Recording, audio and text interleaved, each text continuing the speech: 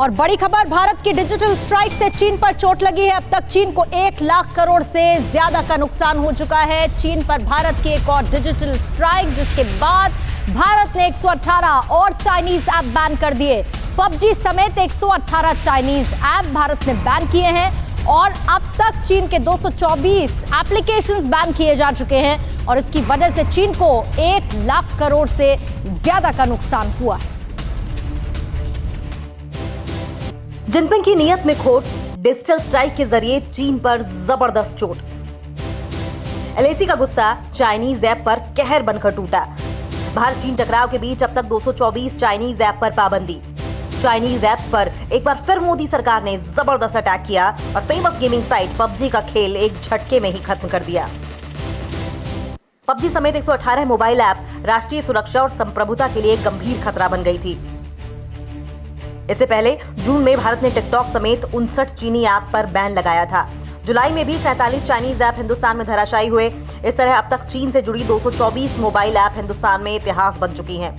जिन mobile app पर पाबंदी लगाई गई उनमें पबजी, पबजी लाइट समेत Baidu, Baidu express edition, Alipay, Tencent watch list, FaceU, WeChat reading, government WeChat, Tencent Weiyun, share save, by Xiaomi और CamCard जैसे app शामिल हैं।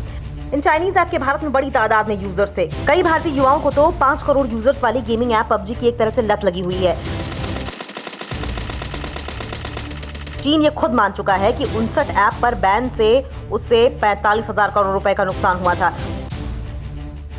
तो सिर्फ टिकटॉक पर बैन से सालाना 720 करोड़ रुपए की आर्थिक चोट सीधे ड्रैगन की छाती पर बीजिंग तक जाकर लगी थी।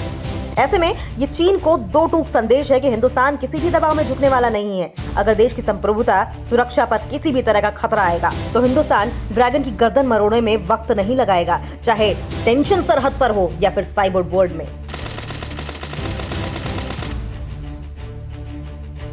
और रक्षा क्षेत्र में मजबूती से जुड़ी हुई ये बड़ी खबर कि क्योंकि अब सेना को 300 करोड़ तक के हथियार खरीदने के लिए छूट दे दी गई है। जुलाई में सरकार ने 38,900 करोड़ इसके लिए मंजूर किए।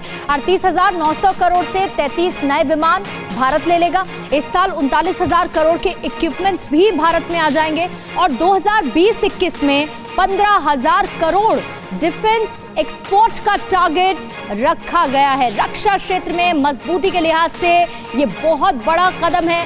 15,000 करोड़ एक्सपोर्ट का टारगेट 2020-21 में रखा गया है और 300 करोड़ के हथियार खरीदने की छूट भी दे दी गई है। और चीन की दादागिरी निकालने का एक सॉलिड प्लान भी तैयार हो चुका है। ड्रैगन की हेकड़ी निकालने के लिए अमेरिका का नया प्लान है। भारत, ऑस्ट्रेलिया, जापान के साथ यूएस की ये नई स्ट्रेटजी है। चीन के खिलाफ 4 देशों का नाटो जैसा एक संगठन बनेगा। भारत, ऑस्ट्रेलिया, जापान, अमेरिका इसमें शामिल होंगे। एशिया में नाटो जैसा संगठन बनाने की तैयारी की जा चुकी है। नाटो की तरह मिलकर चीन से निपटेंगे ये 4 देश। ड्रैगन के संहार का महाप्लान तैयार होने वाला है। अमेरिका अब नाटो जैसी दमदार टीम चीन के खिलाफ बनने जा रहा है। अमेरिका के उप विदेश मंत्री स्टीफन बिगन ने इंडो पैसिफिक रीजन का खाका तैयार कर लिया है। जल्द ही वो दिल्ली में 4 देशों के लीडरों से मीटिंग करेंगे। मुमकिन है कि कुछ ही दिनों में ड्रैगन किलर एशियाई देशों का नाटो जैसा दमदार सैन्य संगठन का ऐलान हो जाए। जिन देशों को नए सैन्य संगठन में शामिल किया जाएगा उन्हें भी जानते हैं। ड्रैगन के खिलाफ बनने जा रहे नए सैन्य संगठन में अमेरिका, भारत, ऑस्ट्रेलिया, जापान जैसे देशों के साथ वियतनाम, साउथ कोरिया और न्यूजीलैंड को भी शामिल किया जा सकता है। जैसे नाटो के नियम हैं, ठीक वही नियम, वही कायदे। किसी भी सदस्य देश पर हमला होने के हालात पर संगठन की संयुक्त सेना उसका काम तमाम करेंगी। मतलब ये कि सदस्य देशों पर दुश्मन सेना का एक भी बम या मिसाइल गिरी या उसे किसी भी तरह का नुकसान हुआ तो यह हमला पूरे नाटो देश पर माना जाएगा और उसका जवाब सिर्फ एक मुल्क नहीं बल्कि नाटो में शामिल सभी देश एक साथ मिलकर देंगे। यानी एक साथ कई मुल्कों की फौज विध्वंसक हथियार के साथ दुश्मन को मिटाने के लिए अपनी पूरी ताकत झोंक देगी।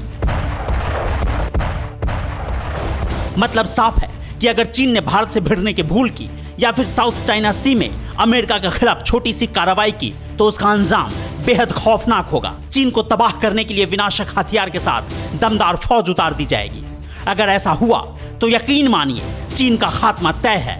दुनिया की कोई भी ताकत चीन को तबाह होने से नहीं बचा पाएगी। न्यूज़ टॉप 9 रोज सुबह 7 बजे और शाम 7 बजे सिर्फ TV9 भारतवर्ष पर।